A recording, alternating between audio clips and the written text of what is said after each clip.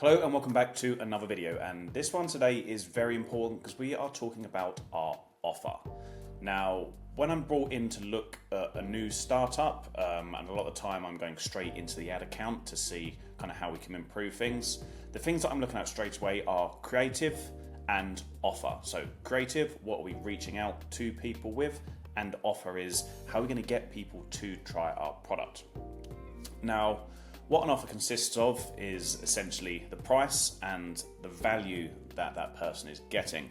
And what I see a lot of people make mistakes on at the start is thinking, if I need to improve my offer, then I need to be dropping the price. I need to be giving 10% off for new email signups, and I need to be doing 20% off payday discounts and stuff like that. While that can be effective, that is not the best strategy to go with if you want to have a long and consistent offer that you want to be working with, and you want to be able to keep getting new customers into your business over and over again. So what we're going to do now is we're going to jump into the slides on my computer, and I'm going to take you through some scenarios, how I think about offer, and some ideas on how I would suggest to improve your offer and how to think about that moving forward.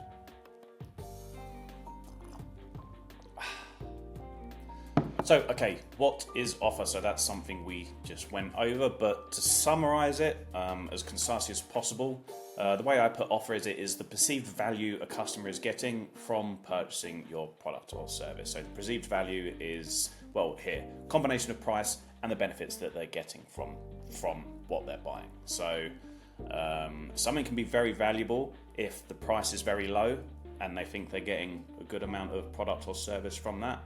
But equally, something can still be extremely valuable if the price is very high, if they are getting enough benefits from that. A prime example is if we look at the automobile market. The higher end stuff, so like Ferrari, makes much more profit than, say, Ford does. Why does that? It's just a car with four wheels, but one sells for hundreds of thousands of pounds, one sells for £30,000. Well, it's because of this perceived value.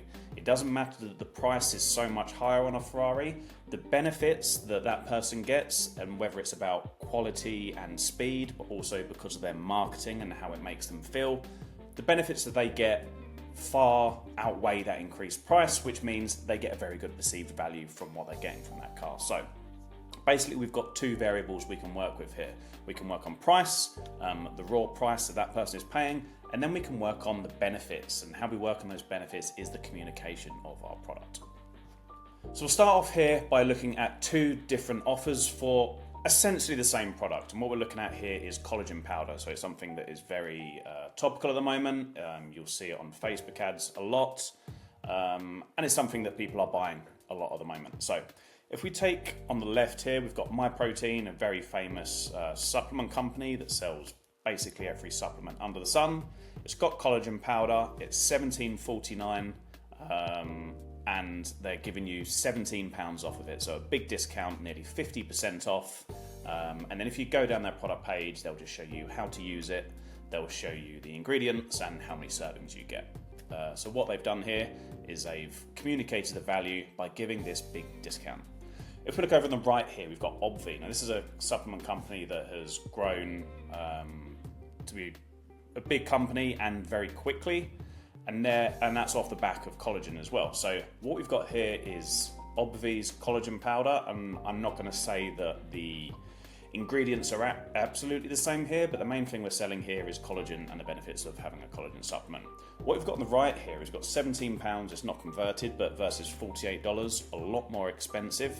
But how are they communicating this? It's not even called collagen powder, it's called Unlock the Power of More Than Collagen for Useful Skin and Hair. Daily all-in-one beauty nutrition powder. So it's heavily based on collagen, but they're selling it as useful hair and skin, and it's all-in-one beauty nutrition powder. And they've got some of the benefits down here in the bottom here of what's included. And this is what you're seeing above the fold. So the reason I'm showing this to you is because we've got essentially a very similar product, and we've got two different ways of providing value. One is cutting the price a lot, and the other is demonstrating the benefits you're going to be getting from this product. So option one. So this is basically if what the customer is getting, benefits stay the same, we're not controlling anything else about our offer, we can improve the offer by reducing the prices. Very, very simple. Sales work. They always have worked, and they probably always will work as well. The pros of this: it's simple, it's very easy to just drop your prices and send out a sale email, and it's proven. We know that it works. If you drop your prices, even if it's just a temporary sugar high, it will increase sales. But what are the cons of this? So the cons, competitors can just copy that. They can just match your price. You don't really have any competitive difference there. If you run a sale and then your biggest competitor runs a sale at the same weekend, yeah, your competitive advantage is taken away straight away. Number two is you can only go so far. If you're discounting your prices by 40%, you can only discount them by 40%. You can't keep on going 50, 60, up to 100%. It's not a sustainable strategy to do that. And then number three, of course, it hurts margins. We are getting some extra volume from doing this, but it is hurting our margins. So let's look at option number two. Option number two is increasing the perceived value of our product with communication. So better communicating your product and its benefits to the target customer, thus making the product more valuable to the right person without moving the price. So like we saw that example there on a couple of slides back, communicating what this collagen supplement actually does, how it's going to change your hair and skin, all the stuff that's included in it. That's the route that we can go down with this communication side of things. So pros: maintains margins. We can keep the price exactly the same, but if we add all of this communication in our advertising and on our landing pages, we can keep our margins the same without dropping prices. And number two, it builds differentiation amongst competitors. So if we're communicating the specific things that our product does, competitors can't copy that. They can copy our copywriting and our messaging, sure, but how we're making our customer feel, that is something that is unique to us. And unless a competitor wants to copy our branding, our slogans and our ads like for like, which they can't do, they're not going to be able to take that from us. So it sounds really good, maintain the margins and competitors can't go after us, but the cons of this are it is much more difficult than dropping price. This is essentially the special sauce of what makes your brand unique and how you can scale your brand. It's a lot more difficult, and although it's not going to hurt margins from dropping prices, it may take time and budget finding what works. In fact, all a startup is pretty much is testing and finding product market fit and finding your messaging so that you can scale your business profitably. That is pretty much what the game is. And if we think about our offer this way, it just distills it down into what's most important.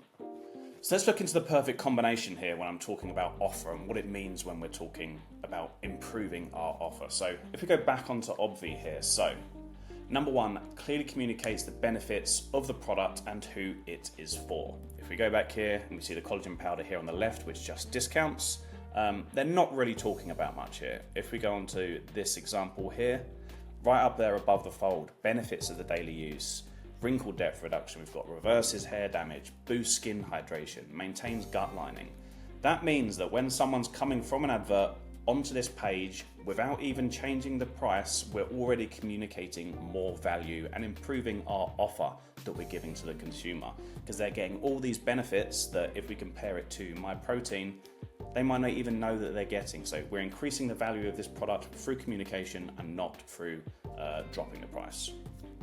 But then also here, if I just move this over, number two, we can still have some leverage on pricing. So that's what Obvi's doing here, and this is something that I always recommend to do.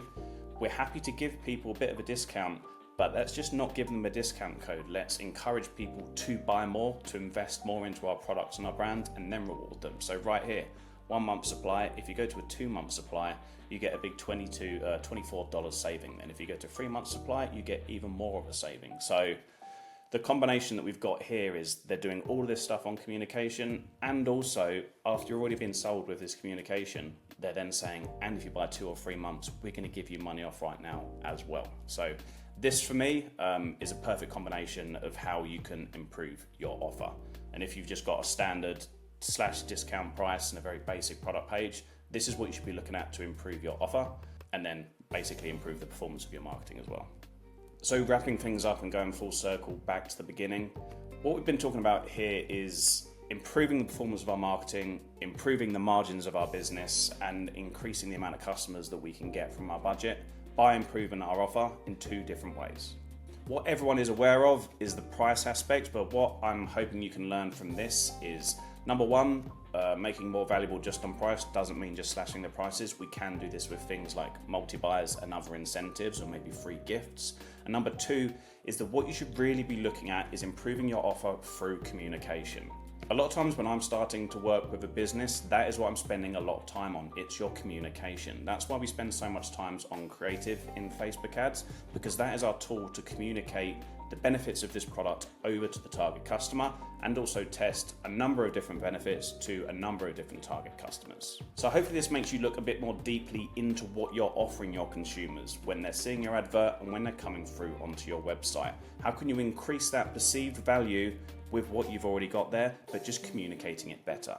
And if you do this correctly, it's going to make everything in your business a lot better. Your repeat rates are going to go up because people are going to feel a sense of uniqueness from your products and your brands they're going to keep coming back to. Your CPAs are going to drop because that person coming from your ad onto your website now sees that your product is a lot more beneficial to them.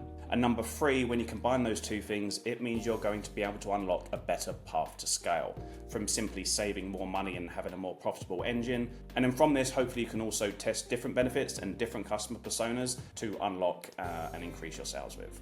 So I hope you have found this useful. Again, when I start working with new brands, this is the process that I like to go through when I'm working with founders, to have a think about what our product is actually providing the consumer and how we can actually improve that communication to make everything in the business better. If you found this useful, please do subscribe and give this video a like. And do let me know what you want me to make videos on in the future, or if there's any other questions, please do leave them in the comments. I make videos on how to profitably and rapidly scale new businesses, and I'll be making new videos every week, so please do join me, and I will see you in the next one.